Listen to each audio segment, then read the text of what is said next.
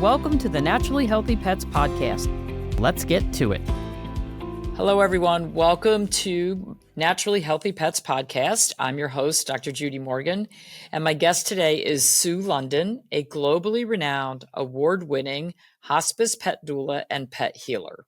She has helped thousands of people and their pets through healing, coping with emotional trauma, as well as providing tools to deal with behaviors of difficult pets.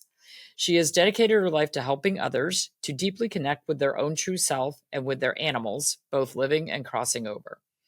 Her expertise is in sharing messages and helping pet owners understand exactly what their pet experiences before, during, and after they take their last breath. Sue, thank you for joining me. This is fascinating. Great. It's wonderful to be here, Dr. Judy, and thanks for having me on the show. Okay. So you say that you are a hospice pet doula. I just read a book about a human death doula, which was amazing. I didn't know there was such a thing. So what do you do as a hospice pet doula? Okay. So from my own experience of dying twice myself, I help the pet owner understand what is going to happen to their pet and that, what they're going to experience and kind of prepare the pet owner for what the journey is going to be and to assure them that their pets are going to be okay and share my story of crossing over to give them kind of an example of how beautiful heaven is. That's the first thing, to prepare them. So then what happens is sometimes, if someone has a pet that's like ready to cross, it's an emergency, they'll reach out to me. And then I'm either on the phone with them while it's happening, or we're talking through text, or, whatever we have to do to make that work, we'll communicate. So it's up to there. Sometimes if someone's alone, they just want me on, like listening on the phone. So if they have to say, help, what's happening? What's, Charlie feeling, that kind of thing, then I'm there. So what is happening at that point is I'm feeling in me physically, emotionally, mentally, and spiritually exactly what the pet is feeling.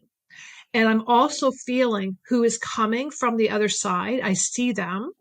And then any messages for the owner that they need to know. So do you want me to give you an example of? Yeah, this is so cool. Okay. So my dog actually, Gussy, he just crossed over July 30th. Sorry, June 30th. And what happened with him, he was just turning 17 years old. He's a King Cavalier Spaniel, beautiful dog. He was like a puppy, real talker and chasing balls even at that age. I mean, I do healing on pets as well. So, I mean, my dog got Reiki massages 4 times a day. So, they had the good life, right? So anyways, what happened, all of a sudden, I get this message from Gussy that you're getting a new puppy, Mom. The worst thing I could ever want to hear my dogs tell me, because I know that they're getting ready to cross over at that point. Oh boy. So I said, you know what, like, Gus, no, I want to have you here for a while. Mom, you're getting a new puppy. And I know that when I go to the other side, I'm going to be able to help you more. And I said, no, it's good. You can stay. So then we just started, I listen to what I need to do, and every step, no matter what I'm doing. And that particular night I heard, stay up all night with Gussy, take Gussy outside and wrap him in a blanket and just go look at the moon and the stars. And so while we were out there, he was telling me, I love you, Mom. And, we don't have much time together as we are at this time and place. It's going to change. So I knew, because I was feeling it. Our other dog was sniffing him a lot over the couple of weeks. And then what happened, we stayed outside. It was about like 2:00 in the morning. And I was outside in my pajamas. And I just thought, like, this was a moment I knew that I was always going to remember. And I didn't want to look ahead. I just wanted to be in the present moment to really, for Gus and I to talk. So he was telling me, I'm proud of you, Mom. I love you. I'm not going anywhere. Like, the things that a pet would tell their owner. So then I heard, this is like, we were out there for about an hour and a half. So then we finally got to sleep. I slept on the floor beside him. And about 5:00 woke up. My husband was getting ready to go to work. And I said to my husband, I need to go have my shower now. He says, you never have a shower at 5:30 in the morning. I said, I need to have my shower. I have to follow through with that. So I had my shower and I said to Ross, you're not supposed to go to work, that you need to be here because this is Gussy's final day. It just came out of my mouth. And a lot of times, like, I'm not thinking about it, but it will channel out of me. So like they're Wow. using me and channeling. So I hear myself hear what, my higher self is Wow. telling me. So Ross is like, no, Gussy's going to be fine. And everything's great. I said, no, you shouldn't go. Ross went out the door at 6 o'clock. At 6:30, Gussy's health changed drastically. And I was holding him. I was doing healing on him. I was talking to him. Marley, our other little guy, 10-pound Shih Tzu, he's sitting, his head's going like that, and he saw all the angels and our loved ones come in, and Gussie was, Mom, this is it.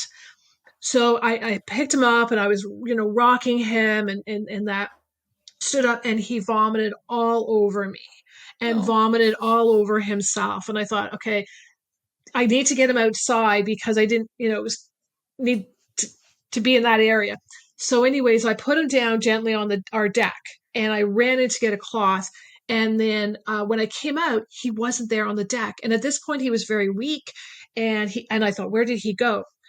He had actually, in like a matter of 2 minutes, running in and out. In 2 minutes, he had dragged his body in the back corner of where our grass was. And I had this feeling that there was something really wrong in that corner. I kept telling Ross, there's something not right in that corner. I don't know what it is. Talking to our vet, and he says, well, do you see any raccoon poop? And I'm, no, we checked all for that. And so I just had this bad feeling. So that is exactly where he dragged his body, exactly where I had this feeling. So and he was just laying there. He had a seizure. And at that point, I'm feeling in me exactly what he was experiencing. And I knew it was the end, and I knew we didn't have a lot of time. So I called my dog sitter. And anytime we've had a pet cross, we've always included our other pet to be there to say goodbye as well. I knew this time I couldn't do it. I had to, gather Gussie up and then get him in the car and then get to that vet hospital. Where we live, there's only one emergency vet hospital, and it was 40-minute plus drive for me. So I thought, okay, Gussie, you know what? We're going to make a miracle happen. So I just started asking, my angels and all the pets on the other side that were with both of us to just magically appear a cop car and get him to give me get me there fast. So we're driving, and all of a sudden a police car appeared on the side of the highway. So I pulled over and I said, I really need your help. My dog is dying. And he said, okay, you know what? Your dog is the most important. You speed, you get where you had to go. And he knew where I had to go. And he said, and I said, well, how fast can I go? And he says, do just go as fast as you want. I can tell you're a responsible person. I've wrote your plate down. And if anyone sees you speeding, they'll know I've approved it, what's going on. So it should have taken me 42 minutes. We got there in 24 minutes. My husband was there waiting. And I thank God so much for bringing that police officer to me to, have that miracle happen. Manifesting what you need. Right? Exactly. Right. So number one lesson, everyone listening, you can manifest whatever, right? Yep. So then I got to the vet hospital, and then the lab tech was there with a blanket, and she took him, and I said to Ross, this is it. He's not coming home. And so we went in, and the vet that we had was just an amazing girl. And she didn't know what was walking through her door when I'm starting to tell her, yeah, the lights flashing, is like for you to know that there's a lot coming from the other side. And she said, we always have that happen when an animal's crossing. Does that what that means? So then the room temperature was getting really cold, and so then she said, yeah, do you feel, and I said to her, do you feel how cold it is? And she said, yes, it always happens. And so I explained to her that this was the other side, that Gussie had a lot of love and support that wanted to help him. And that, interestingly enough, a lot of animals that I helped cross started coming from the other side to help me to help Gus. That got me emotional. And I started crying because I thought, how incredible, what people don't see and what we are experiencing is just, we live and cross in such a magical way. And there's so much more to our journeys. So I totally wish everybody could see all of those beings. When my grandfather passed, he had a hospice care person with him. Mhm. And she said that he said 3 people in white robes were standing at the foot of his bed, and one was his wife who had passed before. I don't Yeah. even remember who the other 2 people were, but so many of us miss that and don't see that. But it's so nice to hear that, and it's nice to Yeah. know that our animals are still out there watching over us, which Oh, yeah. I've believed that for many years. I talked to a death expert. Yeah. When I wrote my first book, I happened to be standing in line behind her to talk to some TV and radio personalities about books. And Yeah. I said, I just tapped her on the shoulder, and I didn't know her. And I said, am I going to see all my animals again? And she was like, absolutely. And she started telling me about it. And I was just like, this is the coolest thing ever. Yeah. So I'm clinging with that one. So you died twice. Yes, I did. How? Okay, so How? the first time I was 21 years old, and what happened, I was allergic to anesthetic. And I was simply going to have my wisdom teeth taken out. Oh, geez. And of course, I was a very shy person and trusting. And yes, so I'm allergic to anesthetic. Pseudochloresterate deficiency is the term. And so I'm thinking everything is good. And I went and they were giving me a needle. And I said, well, what was that for? And they said, well, we had to give you anesthetic to put you out. And it wasn't, maybe a minute later, then I don't remember anything. And what happened, I crossed over and I was in this beautiful field of daisies with my childhood dog Spot. And we were there together. And what was really special about that for me was that she was like my best friend, my sister, and she helped me go through. She supported me when both my parents were physically, emotionally abusive. So I'm an only child. That was my support, my dog. And so here she came into my life at age 2, and then I was getting ready to walk down the aisle with Mr. Wrong. And that's a whole other story about how she was trying to warn me about that. But anyways, what happened, my mother had taken her about 6 months before I was supposed to walk down. She took her away. And I didn't know. I was busy at work. And long story short, she had taken Spot to be put down. I still to this day don't know what happened. Spot does not want me to see. I feel like she wasn't wanting to go. And, for my sake, she wanted me to remember how we were together. But I found out 3 weeks later that she was gone. And so Wow. for me to connect with Spot again, because her energy, like me at that age, was very, very shy. So when animals are shy, their energy does not come through really strong. And that's why I always ask for a picture, because people will say, oh, well, you see, like Joe or Spot or whatever. And then another animal comes and I'm getting messages from this other animal, but because Right. this one's so shy with their energy, they're taking a step back, right? So And Spot, letting the now other one take the lead. she's coming, right? So Spot came to me and she's like, I've never left you, Susie, and I've always been here. I'm so proud of you. And I told you he was wrong for you. And because she used to bite his ankles and she never bit anybody but my ex, right? So what happened, I was there, I don't know how long. I just remember it was just this place of joy and love. And it was like the world had stopped and I was just focused on my dog and we were connected again. And there was butterflies, the sky was this beautiful blue and all this, you could just, as far as you could see, was this field of daisies. It was incredible. So That then, is so amazing. right? I'm going to interrupt you right there. Yes. We're going to take a break to hear from our sponsors. When we come back, we'll finish this up and we'll hear about time number 2, because how many people do that? We'll be right back. Canine hospice and palliative care is gaining popularity as dog lovers realize how impactful hands-on care can be as our pets age. 2 experts in this field, Dr. Judy Morgan and Michelle Allen, created a course for the dedicated pet lover or pet professional called An Integrative Approach to Hospice and Palliative Care for Dogs. Dr. Judy covers the integrative veterinary medicine aspect of hospice, and Michelle tackles the real-life experiences and care expertise. The combination of these 2 skill sets created the best one-stop resource for gaining knowledge on dog hospice. And as a thank you to our podcast listeners, use code PODCAST21 for 30% off all hospice and palliative care courses at drjudyu.com. Don't wait. Get started today learning how to support dogs when they need you most. Welcome back. You're listening to Dr. Judy Morgan's Naturally Healthy Pets, and my guest today is Sue London, who is a hospice pet doula. Just amazing stories. So we heard about her first death experience, and her childhood dog Spot helped her through that. So what was the second? So that was at age 21. Holy cow. Yeah. What was the second one? Okay, so the second one was at that time I had, I was in a place in my life, I was age 34, and I had been diagnosed a few years earlier at the age of 26, actually, with Crohn's disease. Stress, no surprise, right? Right. And anyways, I did go on to heal the disease. So everyone knows magic can happen again. Miracles happen. I went on to heal that disease.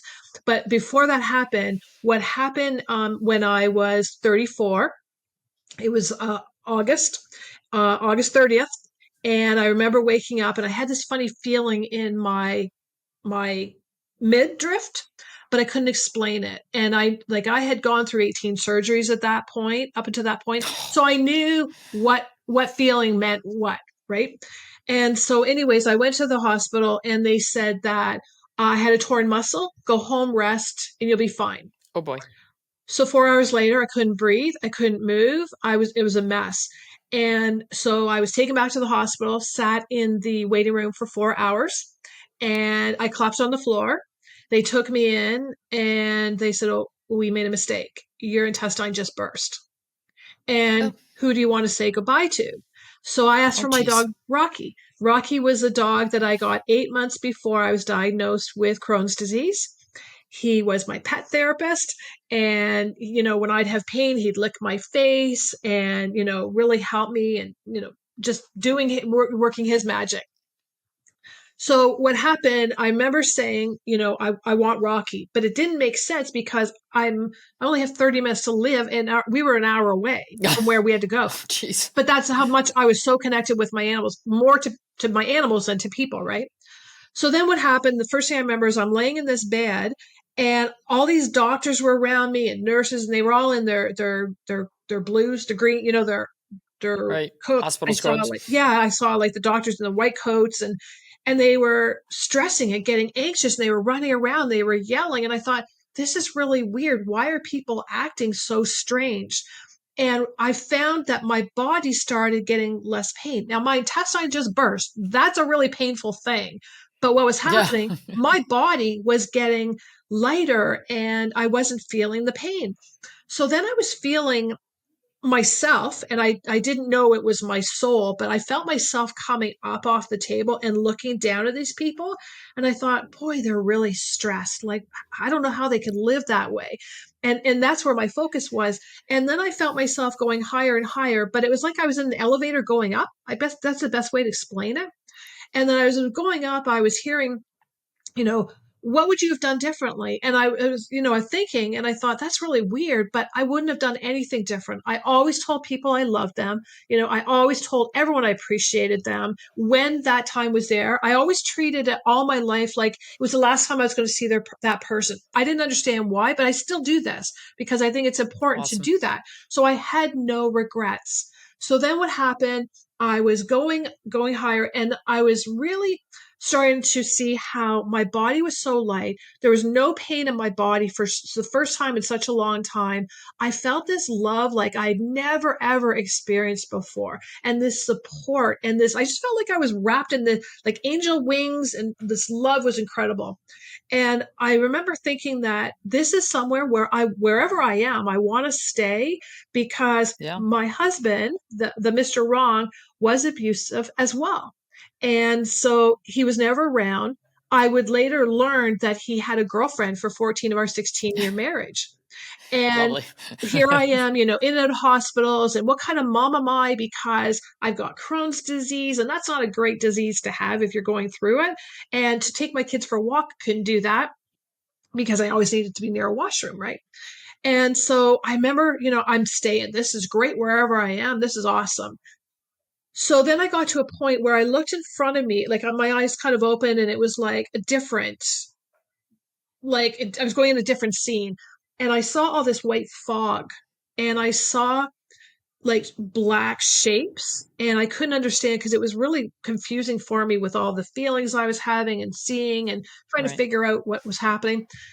And this feeling was getting stronger. I'm staying, I'm staying. Then all of a sudden, I saw this being walk forward, and it was my grandpa Buck. And my grandpa Buck was my best friend. He was my mentor. He was my hero. And if anybody could kick a strong Sagittarian stubbornness, it was my grandpa Buck. And so he said to me, Susie, it's not your time. You need to go back. Then I saw this other being walk up beside him, and it was Jesus. And he said, you have a destiny to fulfill you have not done yet. You need to go back because you have, at a global level, millions of people and pets that you need to help them cope, heal, and move forward. And we will guide you with every step of the way. Now I thought, okay, those are two people you don't say no to. And I thought, they're stepping forward. So there's got to be something to this. And then I literally came back, and it was like I was a new person. Like they say born again. I really was, because I thought, why do people rush? And why are they so stressed? And why aren't they enjoying what they have? And why aren't they grateful? It just started me on all kinds of questions and journeys. And then I just started getting messages, and I would follow it. And even now, like I hear do this, and I do it. And then I'm being guided to go and give somebody a hug that their pet just crossed over, and tell them, then Aw, this is what is happening. So yeah, everything I that is experienced, it's just so cool. right, just been I meant to be. So So, do you feel that people sometimes grieve more for their pets than they do for people? 100%, 100%. Why is that? Well, I know for me that I don't cry for when people cross, because I know what is coming for them.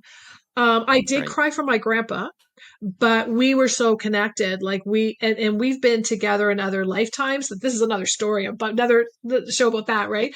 But we were really connected, and it was interesting because when Gussy crossed, I really, really cried for him as well.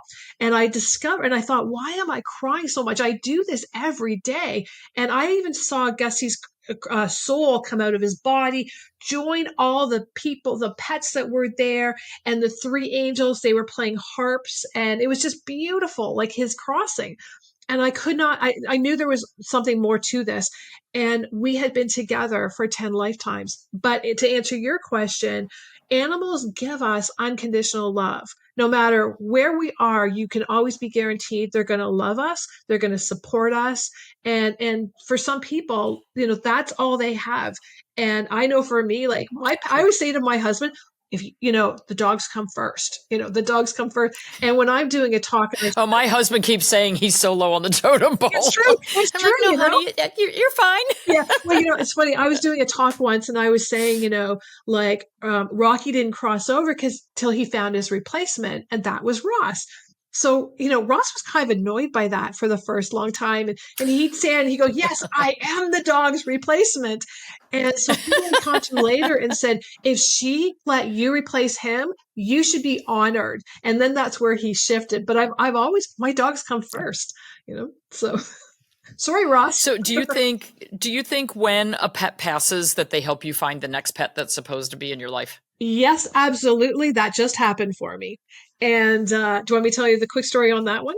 Sure. Okay, so Sure. Gussy told me that he was sending his replacement. He was sending us a new puppy.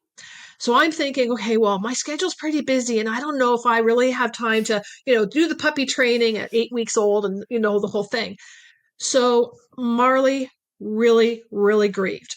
When Gussy crossed, Marley got worse every day. And this will happen to pets, as I'm sure you know yourself, right? And so I had to literally take him everywhere that I went, just because he needed to be with me. I was constantly doing him healing. We'd gone into our local pet store, and the manager said, oh my gosh, like Marley does not look good. And I said, we need to get like Gussy's replacement. Gussy said he was sending a new puppy. You need to help me find him. I'm so busy, and I'm just asking Gussy, put me in the place wherever where it is to get this puppy. So it was 3 weeks, literally 3 weeks. And it took that long because I had to process what I was going through. And I didn't want to, and Gussy knew this, that, you can't really bring a pet in. You got to go through those emotions first to accept and go, yeah, you're part of our family, not comparing, you're not as good as your, Gus kind of thing. Right. So anyways, what happened, I got a phone call from this pet store manager, and she said, I need you to rescue this little puppy that is a terrible story, and can you come right now? And I said, well, I've got an hour and a half window before and after clients, and I'll be right there. So I went, and she said what happened. There was a man who had gone to his parents. He was their executor power of attorney. He saw to his horror that his other brother thought he was doing the right thing, got this little puppy, which he thought was a Shih Tzu, got this dog for his parents who have dementia. They forgot they had a dog. He found it in the garage. He didn't know how long it had been there. And so he knew both of them had dementia, and he knew that he needed to get a home for them. And he'd gone into the pet store and said, who do you have? And interestingly, I have a pamphlet that is about my hospice pet doula. It fell off the shelf right at his feet. And so then, there you go. But the manager had said that, only one person with this situation we'll call her right now. I went, we discovered that Buddy had never been in a car. He was 22 months old. He'd never been in a car. He'd never been walked. His diet consisted of rabbit poop and bird poop because they forgot to feed him. Nice. Oops. And so then we had his haircut, and he had a nose, like a big nose. So he's not a Shih Tzu. So we don't know what he is. No Shih Tzu hiding under there. I know, right? So, well, that is so awesome. We are out of time. I could talk to you literally for like a week on this. So we do have a special offer, and she does have a website. It's Ask Sue London. She's on Facebook, Instagram, LinkedIn. And you can schedule an appointment with her at Ask Sue London. And if you are booking a Pet Messages with Healing for a 60-minute consultation, if you use the code SPOT, now I know where that comes from, you'll get $50 off your session. And I think this is amazing. I may be going online to talk to a couple of my kids. So, Sue, thank you for all that you do. This is very important. I love animal communication. I love people who can see what you see. I think it is amazing. I wish I was better at it. And I think, yes, some of us are born with that gift. I think all of us can hone into it a little bit, but some of us are much better than others. Yeah. You are definitely that person. Thank you so much for joining me today. Well, thank you. It's been my pleasure. And thank you for what you're doing, because you're really, having a big impact yourself, right? So I appreciate you for doing that. Working on it. Yeah. Thank you. Thanks for listening to another great Naturally Healthy Pets episode. Be sure to check out the show notes for some helpful links. And if you enjoy the show, please be sure to follow and listen for free on your favorite podcast app. We value your feedback and would love to hear from you on how we're doing. Visit drjudymorgan.com for healthy product recommendations, comprehensive courses, upcoming events, and other fantastic resources. Until next time, keep giving your pet the vibrant life they deserve. The purpose of this podcast is to educate and to inform. It is no substitute for professional care by a veterinarian, licensed nutritionist, or other qualified professional. You're encouraged to do your own research and should not rely on this information as professional medical advice, diagnosis, or treatment. Dr. Judy and her guests express their own views, experience, and conclusions. Dr. Judy Morgan's Naturally Healthy Pets neither endorses or opposes any particular view discussed here.